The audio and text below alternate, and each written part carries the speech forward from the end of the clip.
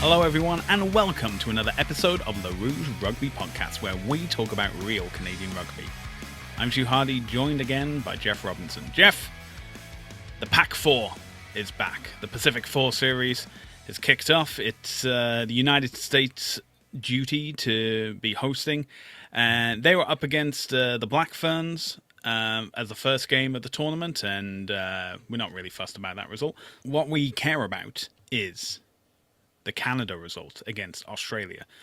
Now, if you were like me and you turned on to TSN 5 for 10 p.m. Eastern Time, and you were surprised to see the top 20 plays in the NFL of 2025 and then 2024 and then 2023, don't worry, you weren't the only ones. Basically, in Sacramento, there had been a lightning storm, and so the start was delayed and kept being delayed, and then eventually, an hour and 15 minutes later, kickoff was given, and the teams could go out and they could play. But while the lightning had stopped, the rain certainly hadn't. It was miserable out there. And that's just putting it lightly. I think I've seen drier swamps in my lifetime. The pitch was completely waterlogged. There actually was no one in attendance because of safety concerns by the fire marshal. So, only their teammates cheering them on from the bench. But yeah, this was an absolutely miserable start to the game. The rain did stop around about half time, so things slightly improved, but this was an error-strewn match from both sides. The ball was so slippery. I think I saw a scrum get fed out and then passed and then immediately knocked on, and then we have another scrum set up. I don't think the starting lines of either team had the chance to even look up properly before another knocked on ball was given, and so we're right back to scrum. So if you're a front rower and you're a fan of the scrum, this was the game for you. But let's get into the actual details of scoring, because there were some tries scored. In fact, there were 4 tries scored, and all of them by Canada. I think it was, once you were able to wipe the water from your eyes and get going, is Julia Omakale getting the first try of the game, followed up by Pam Boysa. Asia Hogan-Rochester getting the first try of the second half, and then debutante from the bench Kiki Adowu getting her first try in senior colours and getting the bonus point try as well. Claire Gallagher getting 2 of the 4 conversions. The final score, Canada 24, Australia 0. Jeff, what did you make of this game? Well, speaking of the quality of the pitch, the only more waterlogged pitch I think I've ever seen was watching Fiji Drew a home game in the Super Rugby. But it was quite the pitch. I was watching on TSM Plus, and I did not get those highlights, but I got to watch a camera footage of the field, just rain coming down. So that was my pregame warm-up. Yes. For this kind of a game, I mean, you got to forgive all the knock-ons and stuff like that. Yeah. They're playing in terrible conditions. It's always what impresses me the most is not so much how many points Canada scored, it was how many they gave up, which was 0. So, I mean, in that regard, I would still say it was a quality outing for Canada, considering those conditions. Again, the back line really couldn't do much with that kind of weather and rain. Scrum held out mostly for the most part. Again, with putting in with the pitch quality at that time. So I mean, it's a positive result for Canada, in all regards, like that. I mean, they didn't give up a one mental lapse to let Australia get a consolation try. For the most part, the forwards were able to put their will onto the game and really play in the right positions on the field and dominate for the most part. So I think Canada should be pretty happy with that result. Yeah, I think the defensive effort really did stand out. Obviously, conceding nothing is a a great play. I think there was, some great opportunities by Australia for them to have, trying for them to cross the whitewash. I know there was a few mistakes with the kicking. There was a chip pass which ended up going into Australian hands and them making it into the Canadian 22 as a result, but ball handling errors affecting them. I talk about the ball being dropped. There was also a number of missed tackles as well because people are grabbing what is essentially waterlogged jerseys and stuff and slipping out of hands. And, again, similar with the knock-ons, you can't really fault anyone for that. That's just the nature of the beast. I will say that a few of the penalty kicks did not go into touch, and that's something that'll have to be worked on this week in training, just to make sure that you are getting into touch. Maybe if you're giving up a couple of meters, just to ensure that can be done. So because the ball will be heavier, and what you normally will go for, you just can't. Yeah. And I think but it's one of those things you can only really do that after making that mistake. So again, I'm willing to give a little bit of leeway to, I think it was like Claire Gallagher and Taylor Perry. Obviously, first time we've had a match since the Women's Rugby World Cup final. And again, also an inexperienced squad, as I mentioned. Kiki Adora was debutant. There was also a total of 6 players getting their first caps in 15s. Now, Chloe Daniels is known on the 7 circuit, but this was her first time in a 15s lineup for Canada. So, again, and I think as well, like Kevin Rouet was saying, that the focus was getting experience for the new players, getting the try bonus point as well. And, the next opponent is going to be the Black Ferns, so you have to really up your game for that match. And if there's ever an opportunity to blow off the cobwebs and shake off the rust, it's against a team like Australia, who Canada have yet to lose to. And long may that continue.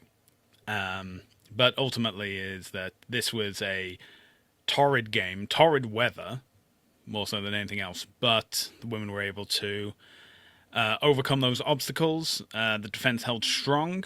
I think as well, something to mention, guest on the show, Justine Peltier, getting her first test match as captain, or starting the test match as captain, before we had other players come on. I know we had Sophie de Goody come back. She's played a few games for Saracens, I believe, because of her injury layoff following the World Cup as well.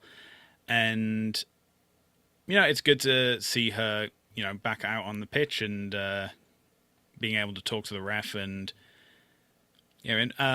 moving in, returning to the back row as well. That was something I wasn't entirely certain of, like where she would be playing in this game. But, good to see all the same. It's a short turnaround. It's only 6 days before the next doubleheader, which will be on a Friday. And we will be having that semi-final rematch, Canada versus New Zealand. So it'll be this Friday, April 17th. Kickoff is 6:15 p.m. Eastern Time, 3:15 p.m. Pacific Time. If anyone asks, I was working during that time. Don't tell my boss anything else. But yeah, looking forward to that game. That will be available on TSN and, as Jeffrey mentioned, to TSN Plus as well.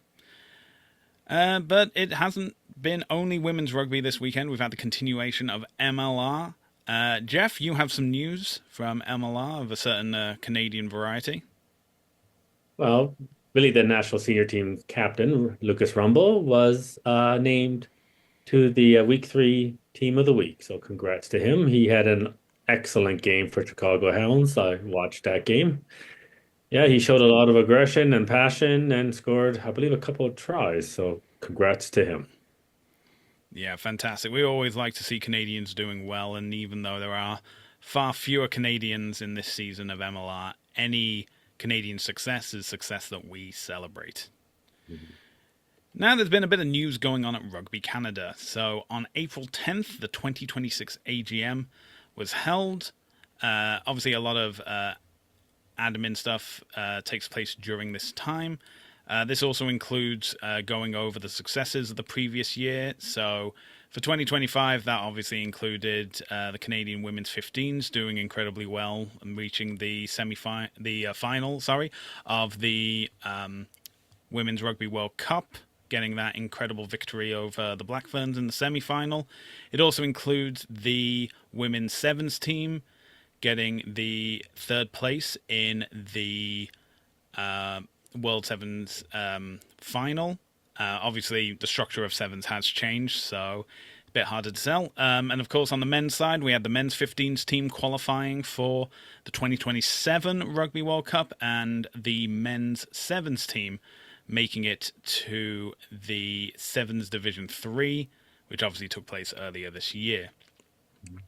So the interesting thing that's come out of it is there's a lot of details hidden within the document. You can find this out on Rugby Canada's website. They have a link in their news article for the AGM to the full annual report and including the audited financial statements as well. A Reddit user by the name of the Tallest Gnome gave a bit of a breakdown of some of the main headlines that you can find in this. So, first up, there's a $674,000 deficit, which is driven by a collapse of funding from World Rugby. Now, that's not directly Rugby Canada's fault, but it's certainly going to be Rugby Canada's problem. So, the real cause of the deficit is that World Rugby funding dropped from $7.6 million in 2024 to $4.1 million in 2025. So that is a reduction of roughly $3.5 million in a single year. And he mentioned that it's not an operational failure, it's a structural dependency problem that has been present across every recent annual report. 23 and 24 reports similarly showed World Rugby as the single largest revenue source by a wide margin. And it's that Rugby Canada need to find other means of funding. Nathan Brombis has cited in April 2025 that even after fundraising efforts, the overall World Cup budget for the women would be 3.6 million Canadian dollars, one of the smallest in the entire tournament. To put that in contrast, Ireland is 15 million, New Zealand was 24.8 million, and Australia was 8 million. The cash on hand went from $2.73 million at the end of 2024 to just $498,000 at the end of year 2025. Basically, when it comes down to it, is the fact that Rugby Canada is running extremely lean in anything, and this is the explanation of why Rugby Canada can only do a few camps, has reduced pathway programs, coaching development options, limited U20 support. This is the reason why. The money simply isn't there. And in fact, it looks as though it's actually being reduced as time goes on. The next headline is that the fundraising model has a breakthrough, but it also has its limits. So, as we know, the mission Win the Rugby World Cup raised $1.13 million, which exceeded the $1 million target. However, from what we've seen, is that $848,000 came from major gifts. So, in theory, that's high net worth individuals. Only $119,000 came from public donations via Canada Helps. The base crux of it is that it's not a sustainable fan-based fundraising model. It's a small number of donors actively going around for this once-in-a-generation moment. A Deloitte study commissioned by the Canadian Olympic Committee forecasts that Canada sports organisations will run a combined $329 million deficit over the next 5 years, with the Canadian Olympic Committee and Paralympic Committee seeking a $144 million annual increase in core funding. Rugby Canada sits squarely within that systemic funding problem. The mission campaign was a bridge, not a solution. It also took a significant amount of social capital to pull off pandering, Marketing World, the Grand Tour, and yeah, the basis is Rugby Canada didn't have the money, so they needed to go to the public for it. The third headline is that the men's program rebuild has the emerging issue of qualification without depth. Now, as we know, the men's team beat the USA. In doing so, that led the pathway for them to qualify for the Men's Rugby World Cup.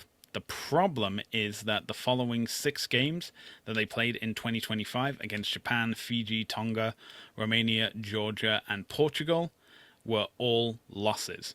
Some of these were substantial blowouts, such as Japan and Fiji, teams that are basically pretty much in Tier 1 against Canada's Tier 2, but even the other Tier 2 opposition, Tonga, Romania, Georgia, Portugal, these were also pretty big losses. So they lost to Tonga, that was by 11 points, Romania, that was 10, Georgia, that was 19... that was 21, and Portugal, that was 6. Portugal being the closest game, and even that was a 6-point loss. So we have 5 of those 6 games were losses in the double digits. And but the basis that the tallest gnome wants to identify is that he doesn't diminish what Stephen Meehan is building. He's basically been given an incredibly tough job of building a new team of younger guys and giving them valuable game time, while at the same time having to qualify for the Rugby World Cup. But as we saw in 2021, when qualifying for 2023, is that this was more procedural for their victory, as instead of an outright security. For example, by that it means that Canada beat the USA, but they didn't qualify for the World Cup because they beat Japan. They qualified because the USA lost to Japan as well. And ultimately that is going to be the gap between the headline and the program reality for the men's senior 15s. And then his final point that he wanted to make was participation growth and infrastructure investment. So there has been 11.9% growth in registered participants over the past year, and the trajectory is that the number of registered participants for rugby is beginning to recover post-COVID. It's a continuation of multi-year double-digit growth. The launch of Play HQ as a national platform, and there's going to be 2 RTCs in Calgary and Ottawa, and set to launch in 2026. The University Rugby Task Force as an application to use sports for men's 15s, which is currently listed as a P3 sport, which is a pilot sport. And the Women in Coaching and Coaching in Schools program that collectively represent the most coherent domestic development infrastructure Rugby Canada has ever described in an annual report that's included. One thing he does point out is that no P3 sport or pilot sport has ever made it across into the core sports of youth sports. So in that regard, men's sports would be a pilot and women's rugby would be the core sport. So that might just be because they're governed differently. They have different regulations. There's obviously going to be more insight. But at this point in time, it's basically saying don't expect men's 15s rugby to be in youth sports anytime soon. And yeah, and comparing contrast with earlier reports is that in 2023, the women's team described their Ottawa fixture as their first home game in 7 years.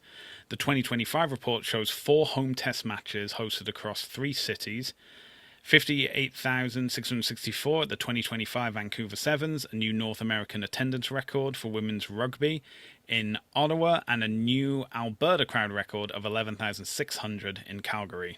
Jeff, I know that you were one of those 11,600.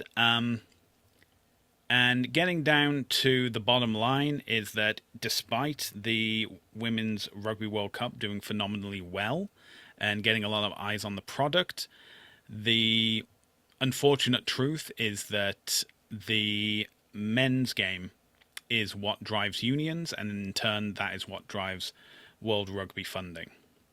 So, yeah, it's a mixed bag, wouldn't you say, Jeff? A lot to take in. It's a lot to take in. Uh, I mean, how should I put some points? Like the last time previously Canada qualified for the World Cup, the men's team, I should say, is only because Romania and I believe Spain couldn't read a passport correctly. Uh, so then, because that team was probably not going to make it, not sadly, they backed in. I wouldn't say they backed in this time, so that's a step in the right direction. I would love to know exactly the reasoning behind that massive cut in funding from World Rugby. Is that just Canada's union, or is it a lot of tier two, tier three? Because to be Mm, honest, I've also read Canada's classified as tier three, to be honest, at mm. least in the men's game. It's nothing we like to hear or talk about, but that's what I've also heard. So, what's the justification for that massive cut, which is almost 50%? And like, Yeah, you it's. said, yeah, I think it's definitely one for concern. However, this is coming off the information of 2025. yeah, And it's when you compare 2025 to what we know for 2026 is that the Canadian men had 4 games in the Pacific Nations Cup, which is directly funded by World Rugby. So those games against Belgium and Spain and the autumn tour to Europe, that was all a separate funding model. Now we have the Pacific Nations Cup in 2026, but we also have the Nations Cup, and those names won't be confusing at all to anyone at any time. mhm, But that effectively guarantees Canada 9 games, of which 4 of those will be played in Canada. So I think looking at it is that, like, okay, World Rugby, they're covering the costs of travel for a lot of these teams, especially going from North America to Japan. That's a definite long mhm. flight that you want covered, but also it looks as though World Rugby will be covering Canada's travel costs from North America to Europe and possibly around Europe as well. And here's hoping there's no flight cancellations last minute like they had from Romania to Georgia. But Yeah, but maybe that is something that isn't classified within Canada's funding report, because instead of World Rugby giving them money to say, okay, you can fly to here, there, and everywhere for what you they need to just do, go it's right. like the money essentially doesn't leave World Rugby's account. It's Yeah, like they'll buy the tickets, they'll send the tickets to whoever, and but that money doesn't show up. Now, obviously, that doesn't cover 3.5 million, but it's interesting. You know, we said that when Canada failed to qualify for the men's 2023 Rugby World Cup, it's going to have a major impact in regards to funding because, yep, most of the funding for Rugby Canada comes through the inclusion of Canada at the men's Rugby World Cup. And it's a similar, as probably, I should say, a similar situation to the US Eagles and their funding models as well. And say what you want about Canada, they haven't gone bankrupt yet. So, yeah, yeah. And the other thing, like the Clark Stadium should sell out, but that's probably like would they even be able to break even realistically on those game days? So they're covering the cost for the stadium and hosting whatever other things they need, like hotels or stuff like that, or is that going to be World Rugby funding like that? I got a feeling How it many? probably is because it's also going to be, Tonga is having their entire travel and accommodations covered by World Rugby. I think that was mentioned for the Pacific, sorry, not the Pacific Nations Cup, for the Nations Cup, because they're effectively doing double headers. The first games on the 4th of July, those will be double headering with the United States, and then their final 2 matches will be double headers in Canada. So Yeah, I think it's It Well, probably is a similar thing, but again, 3.5 million just yeah. gone. Like, can you explain that?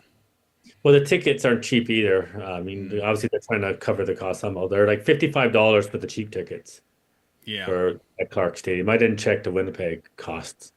I, Uh, I had a look at that, and I think they are 70 something dollars. Obviously, it's through Ticketmaster, so yeah, they've sixty got their dollars hand in plus the pie. in. Yeah. The but then again, they are advertising it exclusively as a double header, so you can't just get tickets for the Canada game; you're getting tickets for both. Okay, So, that's a bit better. Yeah. Yeah, the other thing is like the men's team still doesn't have a jersey sponsor. I mm, mean, I know they're now trying to figure out other avenues for funding, but it still blows my mind they haven't found someone for even just a small sponsor. It kind of looks weird, to be honest, in the modern game. yeah, I agree. Yeah, and Uh, and and it's a bit of a sore look that you don't have one. It's yeah, I mean, well, can't I they think they're not gonna Air if Canada they or do. something? Yeah. Yeah, if they do find a partner for as a title partner, I don't think they'll announce it until nearer the time, so you can get more eyes on the product or the sponsor, I should say, at that point. Speaking of which, Picton Investments are in partnership with Rugby Canada to do the Earned Not Given campaign. This is to help raise funds and awareness of the sport, and it's a national campaign calling on Canadians and corporate partners to invest in Canada's national rugby teams and players who have earned their place on the global stage through relentless commitment, sacrifice, and resilience. The campaign highlights the dedication of Canada's national rugby players who compete at the highest level of international sport despite limited funding, infrastructure, and public recognition. It calls on Canadians to support players who have earned their place through their relentless commitment on and off the field. And our ambition was to make it far more than a Picton investment logo on a rugby jersey, says Alicia Roche, the Chief Marketing Officer of Picton Investments. We want to shine a light on the unseen hours, sacrifice, and the resilience behind Canada's rugby players and give that effort the recognition it deserves. This campaign reflects on broader purpose to build the impact through resilience, preparation, and long-term thinking. It's a way for us to live our values while helping Canadian players reach their full potential. And they go over talking about the initiatives such as Mission Win Rugby World Cup and talking about focuses ahead, such as the men playing in the 2027 Rugby World Cup and the men's and women's sevens teams advancing their journey towards the LA 2028 Summer Olympics. All the information can be found on the Rugby Canada website, but Jeff, what do you think of this initiative? Well, again, it's them trying to cover the costs and trying to find more sponsors, which is a good thing. Yeah. That's a proactive thing. I mean, efforts like this have to be coupled with results on the pitch. Mm-hmm. I mean, people want to back a winner, not a loser. And, it's a cruel thing to say, but it is life of really professional sports in any sport. So Yeah. I've, hopefully they can get some wins this summer and build good momentum into the fall and the fall tour. Yeah, well, we are hoping for a more consistent winning record for the men's 15s team. But if you want to catch the women's 15s team, you can do so this Friday. Again, the kickoff for the match, Canada versus the Black Ferns, is on April 17th, 6:15 p.m. Eastern Time, 3:15 Pacific Time, and that is available on TSN and TSN+. You can also watch Super Rugby Pacific, Japanese League One, and MLR games, all on Premier Sports Canada. The Premiership Women's Rugby is currently on hold, but you can watch the Women's Six Nations. Those game highlights will be shown on YouTube, and the Premiership will be back along with the URC. Prem is available on Sportsnet. URC is available on urc.tv. And if you enjoyed this episode, be sure to check out more as well as our written pieces on our website, therougerugby.ca.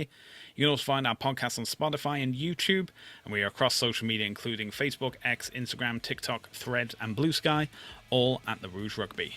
Jeff, where can people find you on social media? You can find me on X at WP Rugby Jeff. And you can find me across social media at Hardman, spelled H4RDMAN.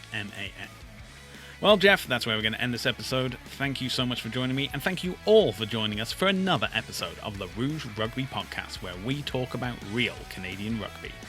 We hope you can join us again next time.